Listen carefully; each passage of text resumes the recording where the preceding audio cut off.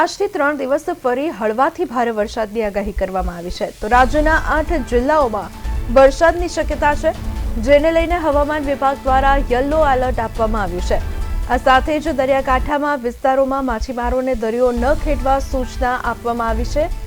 હવામાન વિભાગના જણાવ્યા મુજબ 16 સપ્ટેમ્બર સુધી ગુજરાતના તમામ જિલ્લાના જુદા જુદા વિસ્તારોમાં ગાજવીજ સાથે હળવાથી મધ્યમ વરસાદ પડી શકે છે.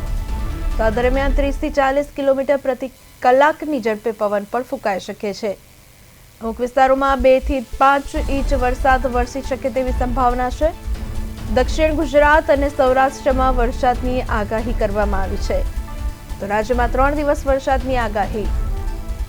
તો 17 સપ્ટેમ્બર સુધી પડી શકે છે વરસાદ. 30 થી 40 કિલોમીટરની ઝડપે ફૂંકાઈ શકે છે પવન.